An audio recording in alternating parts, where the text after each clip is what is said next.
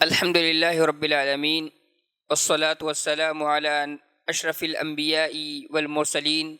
محمد وعلى آله وصحبه أجمعين أما بعد. عن ابن عمر رضي الله عنهما قال: نهى عمر عن بيع أمهات الأولاد فقال: لا تباع ولا توهب ولا تورث ليستمتع بها ما بدا له فإذا مات فهي حرة. رواه مالك والبيهقي وقال رفعه بعض الرواة فوهم. وحديث آخر هناك وعن جابر رضي الله عنه قال: كنا نبيع السرارين أمهات الأولاد والنبي حي لا نرى بذلك بأسا. رواه النسائي وابن ماجه والدارقطني وصححه ابن حبان. محترم حاضرین، کتاب البیوع من بلوغ المرام کے باب شروط البیع وما نہی عنہ کی احادیثوں کی شرح کی جا رہی ہے، احادیث کی شرح کی جا رہی ہے۔ انہی میں سے یہ دو احادیث آپ کے سامنے پڑھے گئے ہیں جن کا ترجمہ ہے کہ حضرت عبداللہ ابن عمر رضی اللہ تعالیٰ عنہما کہتے ہیں کہ نہا عمر عن بیع امہات الاولاد، کہتے ہیں کہ عمر رضی اللہ تعالیٰ عنہ نے اپنے دور خلافت میں بچوں کی ماؤں کو بیچنے سے منع کیا۔ فقال، اور کہا، لا تباع، وہ بیچی نہیں جائیں گی، ولا توہب، اور نہیں ہدیہ کی جائیں گی، ولا تورث، اور نہیں وراثت میں تقسیم ہوں گی، لیستمتع بها ما بدا له، تاکہ اس سے لیستمتع بها ما بدا له، تاکہ اس سے فائدہ اٹھائے جو اس کے لیے ظاہر ہو۔ فإذا مات فهي حرة، اور جب وہ مر جائے فهي حرة، تو یہ آزاد ہے۔ اس حدیث کو کہتے ہیں، مالک نے روایت کیا ہے، امام مالک رحمۃ اللہ علیہ نے، اور امام بیہقی رحمۃ اللہ علیہ نے، اور وقال، اور کہا، رفعوا بعض الرواة فوہم، کہ بعض روات نے اس کو مرفوع بتایا ہے لیکن یہ وہم ہے۔ اور دوسری حدیث ہے، یہ جابر رضی اللہ تعالیٰ عنہ سے مروی ہے، کہتے ہیں، قال كنا نبيع السرارين امهات الاولاد، کہ ہم یعنی بچوں کی ماؤں کو اللہ کے نبی صلی اللہ علیہ وسلم کے زمانے میں بیچتے تھے۔ والنبی صلی اللہ علیہ وسلم حی لا نرى بذلك بأسا، اور اس میں ہم کوئی حرج محسوس نہیں کرتے تھے۔ اس حدیث کو نسائی نے، ابن ماجہ نے، دارقطنی نے روایت کیا ہے، اور ابن حبان نے صحیح قرار دیا ہے۔ تو یہ دو حدیثیں ہمارے سامنے ہیں۔ محترم سامعین اکرام، یہ حدیث در حقیقت متعلق ہے کہ پرانے زمانے میں، اللہ کے رسول کے زمانے میں، یا جب غلاموں کا جب دور چلتا تھا، تو ہوتا یہ تھا کہ غلام جو ہوتی تھیں، یعنی باندیاں جو ہوتی تھیں، یہ اپنے مالک کے پاس ہوتی تھیں، اور مالک ظاہر ہے چونکہ وہ ان کی ملکیت تھی تو جیسے چاہے ان میں تصرف کرے، چاہے تو بیچے، چاہے تو وہ ان سے فائدہ اٹھائے، ٹھیک ہے، اور چاہے تو وہ ان سے ہم بستری کرے۔ تو یہاں پر جو مسئلہ ہے، جو احادیث ہیں، ان کا تعلق اسی مسئلے سے ہے کہ انسان، مالک جو ہے اپنی باندی سے ہم بستری کرتا ہے، اور اس ہم بستری کے نتیجے میں جو بچے پیدا ہوتے ہیں، تو اب بچے تو ہو گئے، تو بچوں کے بعد اب مالک کی وفات ہو جاتی ہے، تو اس یعنی بچے کی جو والدہ ہے ان کا کیا حکم ہوگا؟ تو اس حدیث میں دو حدیثیں ہیں۔ پہلی حدیث جس کو حضرت ابن عمر رضی اللہ تعالی عنہما نے روایت کیا ہے، کہتے ہیں عمر رضی اللہ تعالی عنہ نے منع کیا اپنے دور خلافت میں کہ نہیں بیچی جائیں گی، نہیں ورثے میں دی جائیں گی، اور نہیں ہدیہ کی جائیں گی، اور شوہر جب تک زندہ رہے گا اس سے فائدہ اٹھائے گا، اور جب وہ مر جائے گا تو وہ آزاد ہے۔ دوسری حدیث جو جابر رضی اللہ تعالیٰ عنہ کی ہے، وہ کہتے ہیں کہ ہم اللہ کے رسول کے زمانے میں بیچا کرتے تھے، یعنی مالک جو ہے مر جاتا تھا، اور اس کی بیوی، یعنی بیوی نہ کہیں بلکہ جو باندی ہوتی تھی جس سے بچے اس کو ہوتے تھے، تو اس کو بیچ دیا جاتا تھا اللہ کے رسول کے زمانے میں، اور ہم کہتے تھے، اور وہ کہتے ہیں کہ ہم اس میں کوئی حرج محسوس نہیں کرتے تھے۔ تو یہ دو حدیثیں ہوئی، اس کا صحیح مفہوم کیا ہے انشاءاللہ تعالی ہم جانیں گے۔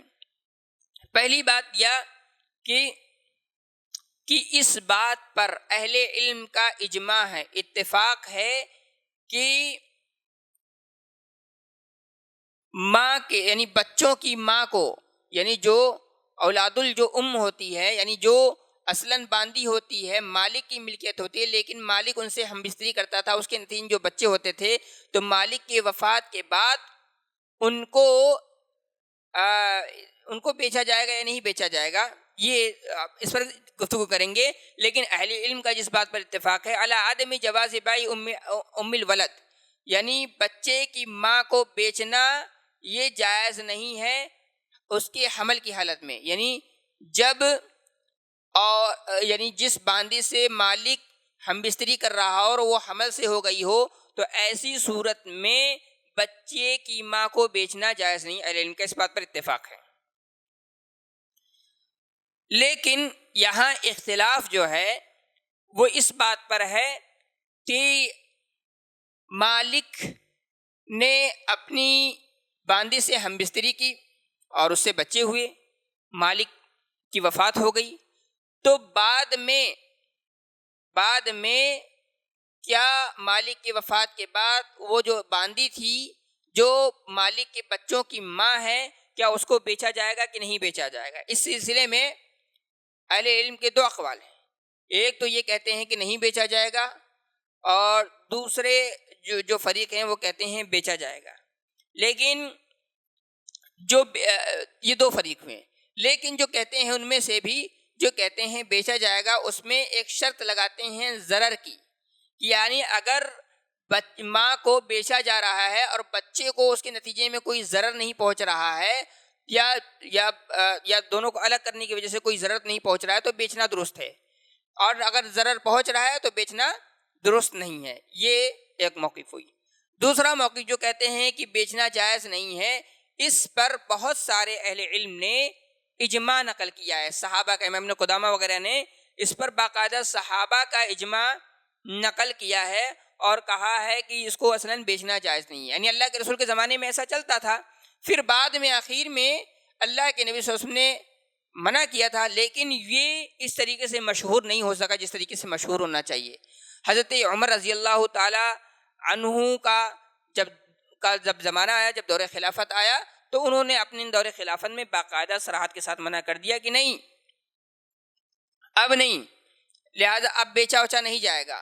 نہ ہی اس کو بیچا جائے گا، نہ ہی اس کو ہدیہ کیا جائے گا، اور نہ ہی وہ ورثے میں تقسیم ہوں گی. کہتے ہیں فَإِذَا مَاتَ سَيِّدُهُ، اگر ان کا سید یعنی سردار مالک جو ہے وہ وفات پا جاتا ہے، وہ آزاد ہو جائیں گی.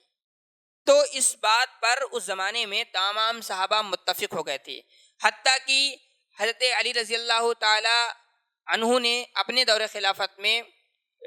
چونکہ یہی معمول چلا آ رہا تھا حضرت عمر کے بعد سے، لیکن جب بعد میں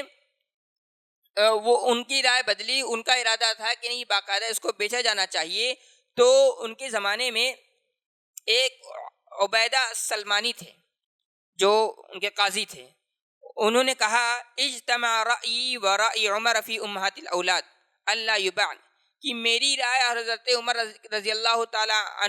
عنہ کی رائے، یہ کہتے ہیں سمعت علی یقول، کہتے ہیں کہ حضرت علی، میں نے علی رضی اللہ تعالیٰ عنہ کو یہ کہتے ہوئے سنا کہ میری اور حضرت عمر رضی اللہ تعالیٰ عنہ کی رائے اس بات پر متفق تھی کہ ماں کے بچوں کی ماں کو نہیں بیچا جائے گا. کہنے ثم قال، پھر کہتے ہیں کہ ثم رأیت بعد ان یباعن، پھر بعد میں مجھے یہ سمجھ میں آئے نہیں ان کو بیچنا چاہیے. قال عبیدہ، تو جو عبیدہ سلمانی تھے انہوں نے بڑی زبردست بات کہی، انہوں نے کہا کہ فرأیک ورأی عمر فی الجماع احب الی من رأیک وحدک، کہ آپ کی رائے، حضرت عمر رضی اللہ تعالیٰ عنہ کی رائے جماعت کے ساتھ ہو، میرے نزدیک یہ زیادہ محبوب ہے کہ آپ کی رائے تنہا ہو. یعنی آپ کی رائے، حضرت عمر رضی اللہ تعالیٰ عنہ کی رائے، پورے صحابہ کی رائے، یہ میرے نزدیک زیادہ محبوب ہے کہ ان کو نہیں بیچنا چاہیے. رہی بات آپ کی رائے تو یہ مجھے زیادہ پسند نہیں ہے. کہتے ہیں فضحک علی، تو حضرت علی رضی اللہ تعالیٰ عنہ ہنس پڑے. تو بہرحال یہ باقاعدہ اس بات پر صحابہ کا اتفاق ہو گیا تھا، اجماع ہو گیا تھا، بلکہ بعض روایات میں ہے، کہتے ہیں کہ ہمیں روکا گیا، ہمیں منع کیا گیا اور ہم رک گئے۔ اسی طریقے سے یہاں ایک بڑا مسئلہ یہ ہے کہ کیا مالک کے لیے جائز ہے کہ وہ اپنے باندی سے شادی کر سکتا ہے؟ تو صحیح اور درست جو بات یہ کہ وہ شادی نہیں کر سکتا ہے۔ امام ابن قدامہ رحمۃ اللہ نے کہا کیوں نہیں کر سکتا ہے؟ کہ اس لیے کہ لأن ملک الرقبۃ یفید ملک المنفعۃ و اباحۃ البضع، اس لیے کہ انسان اگر کسی کا مالک ہے، ٹھیک ہے، کوئی شخص کسی کا مالک ہے اور تو ظاہر ہے وہ اس سے منفعت بھی حاصل کر سکتا ہے، جو چاہے وہ کام لے سکتا ہے، اور اس کی شرمگاہ بھی اس کے لیے حلال ہے۔ کہہ رہے فلا یجتمع معه عقد اضاف منہ، لیکن جو نکاح کرنا ہوتا ہے، یہ نکاح جو ہے وہ اس سے زیادہ کمزور پہلو ہے، لہٰذا مالک جو ہے اپنی باندی سے شادی نہیں کر سکتا ہے، اپنی باندی سے شادی نہیں کر سکتا ہے، لیکن وہ دوسرے کی باندی سے وہ شادی کر سکتا ہے۔ اس سلسلے میں جو ہے اہل علم کا کوئی اختلاف نہیں ہے، یہ امام ابن قدامہ رحمۃ اللہ علیہ کہتے ہیں۔ لیکن اگر کوئی شخص اپنی باندی سے شادی کرنا چاہتا ہے تو اس کے لیے کیا ہے؟ اس کے لیے یہ ہے کہ وہ پہلے اپنی باندی کو آزاد کرے گا، اور جب وہ آزاد ہو جائے گی پھر اس سے شادی کرے گا۔ اللہ کے نبی صلی اللہ علیہ وسلم فرماتے ہیں ثلاثۃ لہم اجران، 3 لوگ ایسے ہیں جن کے لیے دوہرے اجر ہیں۔ رجل من اہل الکتاب آمن بنبیہ و آمن بمحمد صلی اللہ علیہ وسلم، ایک تو وہ آدمی جو اپنے نبی پر، جو اہل کتاب میں سے ہو اور اپنے نبی پر ایمان لے آئے، پھر وہ اللہ کے رسول صلی اللہ علیہ وسلم پر بھی ایمان لے کے آئے، تو ایسے شخص کے لیے دوہرا اجر ہے، چاہے وہ یہودی ہو یا نصرانی ہو۔ دوسرا کہتے ہیں والعبد المملوک، اور غلام بندہ ہو، اذا ادى حق اللہ وحق موالی، اگر جب وہ اللہ کے حق کو ادا کر دے اور اپنے مالک کے حق کو بھی ادا کر لے تو اس کے لیے ڈبل اجر ہے۔ پھر کہتے ہیں ورجل كانت عنده امة فأدبها، اور وہ آدمی جس کے پاس غلام ہو، باندی ہو، تو وہ اس کی تربیت کرے، اس کی پرورش کرے، اور جب وہ بڑی ہو جائے پھر اس کو آزاد کر دے، ثم تزوجها، پھر وہ اس سے شادی کر لے تو اس کے لیے دوہرا اجر ہے۔ تو یہ چند احکام اور مسائل تھے جو اس باب سے متعلق ہیں، میں نے اختصار کے ساتھ آپ کے سامنے پیش کیا ہے۔ اللہ تعالیٰ سے دعا ہے رب العالمین ہماری اور آپ کی اصلاح فرمائے، آمین۔ وآخر دعوانا ان الحمد للہ رب العالمین۔